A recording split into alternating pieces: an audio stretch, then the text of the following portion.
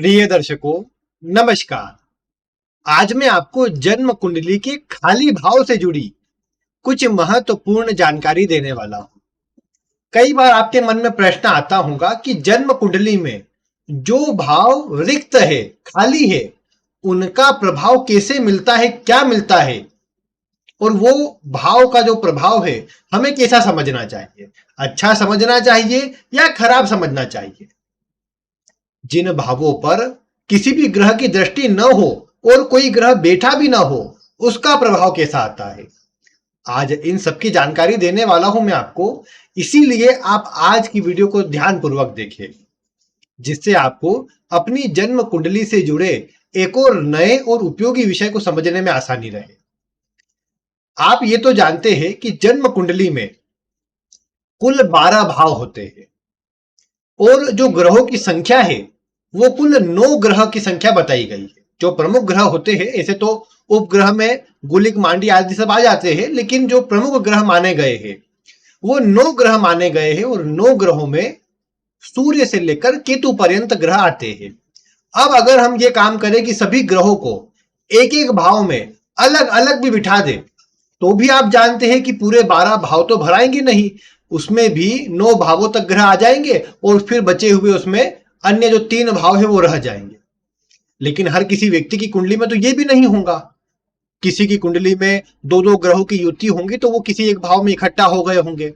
इससे क्या होता है कि कुंडली के अधिकतर भाव खाली हो जाते हैं और सामान्य जिसे ज्योतिष का थोड़ा भी ज्ञान है वो उसके मन में प्रश्न आता है कि आखिर खाली भाव का प्रभाव कैसा मिलेगा, उसके शुभ स्थिति मिलेंगी या किस तरह की स्थिति मिलेगी। तो आपको बस इतना ध्यान रखना है कि जब भी कोई ग्रह किसी भाव में बैठता है तो इतना तो आप जानते हैं कि वो ग्रह उस भाव का पूरी तरह प्रभाव देता है। जैसे आपने देखा कि कोई भी ग्रह लग्न में बैठा है, प्रथम भाव में बैठा है, तो वो ग्रह आपको अपने जीवन में लग्न से जुड़ा पूरा प्रभाव देने का काम करेगा। अब यहीं पर आपने देखा कि जन्म कुंडली का कोई भी भाव ले लीजिए, मान लीजिए किसी की कुंडली में चतुर्थ भाव हमारे सुखों का भाव है, हमारे मानसिक सुख को दर्शाता है, माता को दर्शाता है, घर को दर्शाता है, जन्म स्थान को दर्शाता है। अब आपने देखा कि जो जन्म कुंडली का चतुर्थ भाव है, ये चतुर्थ भाव यहां पर कोई ग्रह यहां पर नहीं बैठा है, खाली है। अब ऐसी स्थिति में आपके मन में आया कि इसका प्रभाव कैसा मिलेगा, तो पहली स्थिति तो आप ये देखिए कि इस भाव पर किस ग्रह की दृष्टि है। ये मैंने आपको पहले बताया है कि कोई ग्रह जहां बैठता है और जहां दृष्टि देता है वहां दोनों ही तरफ उसका जो प्रभाव है पूरा पूरा मिलता है। जब किसी भाव पर अधिकतर ग्रहों की दृष्टि आ जाती है तो उस भाव पे उन सब ग्रहों का प्रभाव आ जाता है और वो सब ग्रह उस भाव का असर देने लग जाते हैं।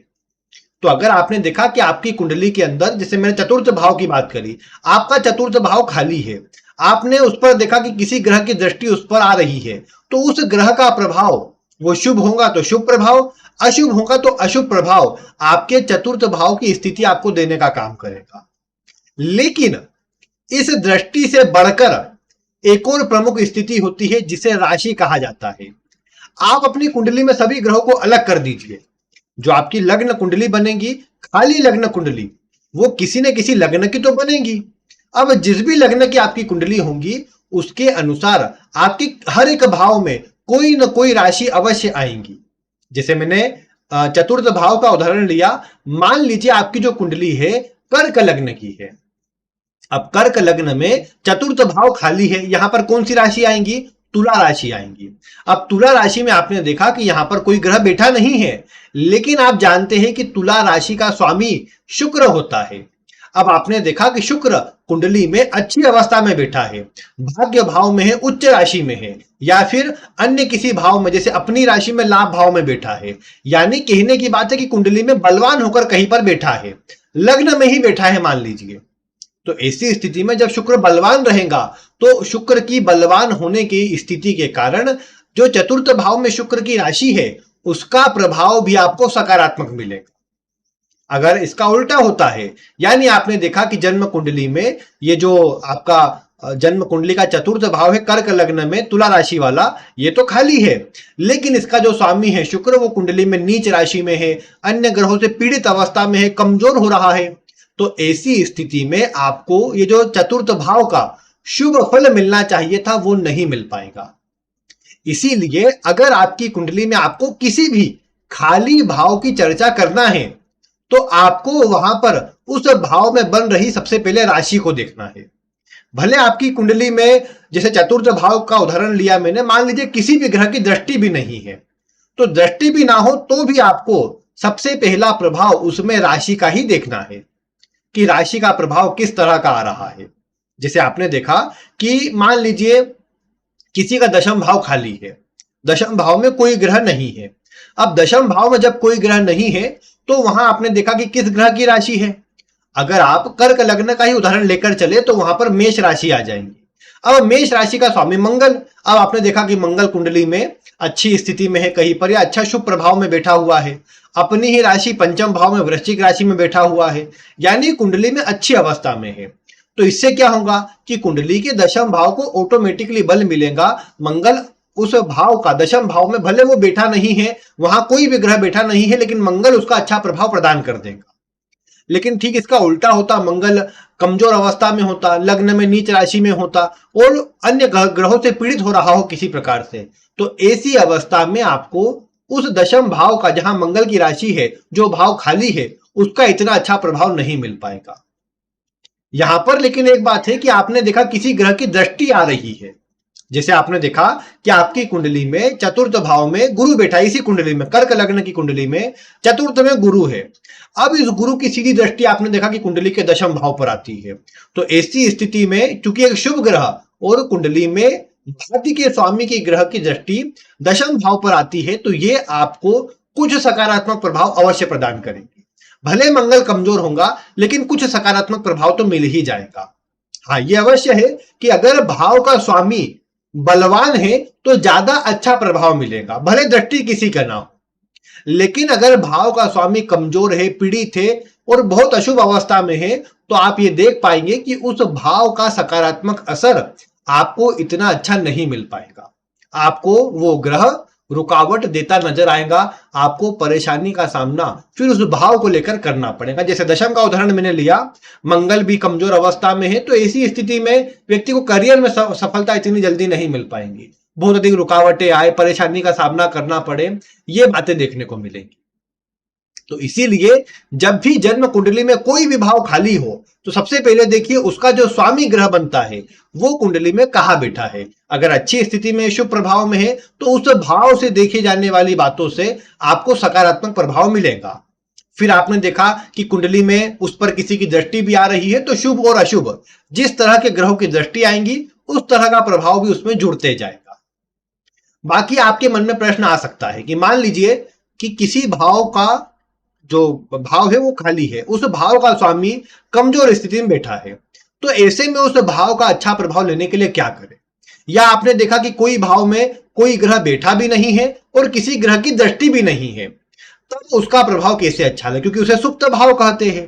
तो दोनों ही अवस्था में, मतलब अगर भाव का स्वामी कमजोर हो रहा है तो आप चाहो तो उस ग्रह को बलवान कर सकते हो। जैसे दशम भाव का स्वामी मंगल है आपकी कर्क लग्न की कुंडली में, ऐसी स्थिति में वो मंगल का प्रभाव या तो आप शुभ करो, मंगल के उपाय करके, मंगल को बलवान करके, मंगल के मंत्र जाप करके, या फिर आप सभी काल पुरुष की कुंडली को जानते हैं जो कि मेष लग्न की होती है।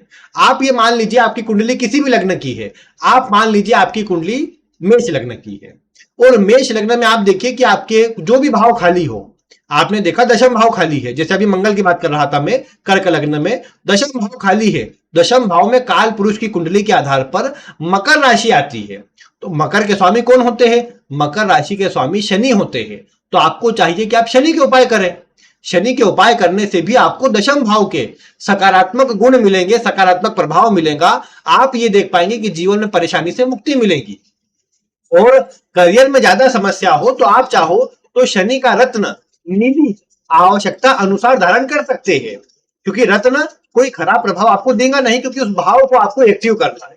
आप 6 महीने 8 महीने उस रत्न को धारण करके रखें और उसके बाद जब आपको उसका प्रभाव ठीक मिलने लग जाए तब आप उसे उतार कर रख दें। आपको इससे सकारात्मक असर मिलेगा और आप ये देख पाएंगे कि आपका जो दशम भाव कमजोर था या उस पर किसी की दृष्टि नहीं थी, उस भाव का स्वामी कमजोर था, उसका आपको सकारात्मक असर मिलने लगेगा। इसी प्रकार अन्य भाव को देखिए, जैसे चतुर्थ भाव की मैं बात कर रहा था, आपके चतुर्थ भाव में जो कर्क राशि जैसे काल पुरुष के आधार पर वहां बनती है, अब वहां कोई ग्रह नहीं है, वहां आपको देखने को मिला कि उसका स्वामी भी अच्छी स्थिति में नहीं है, तो आप चंद्रमा का रत्न पहने, कुछ समय आप उसे पहन कर रखे या चंद्रमा के अन्य उपाय आप करें, आपको देखने को मिलेगा कि उससे चतुर्थ भाव संबंधी जो परेशानी आपको चल रही होंगी वो दूर हो जाएगी। इसमें एक बात का ध्यान अवश्य रखें कि आपको अगर उस भाव की वर्तमान समय में आवश्यकता हो तो उसे बलवान करें। जैसे चतुर्थ की मैंने बात करी, आप अपना घर बना रहे हैं या घर लेने का सोच रहे हैं, लेकिन आपके कार्य में रुकावट आ रही है, तो आप चंद्रमा का रत्न पहने। अन्यथा चतुर्थ की आपको वर्तमान में ऐसी आवश्यकता नहीं है कि आपको कुछ घर से जुड़ा काम भी नहीं करना है, आप अपने करियर में ठीक स्थिति में है, सब सही चल रहा है, आपको चतुर्थ से जुड़ा कुछ भी नहीं करना, तो फिर अलग से रत्न पहनने की आवश्यकता नहीं है।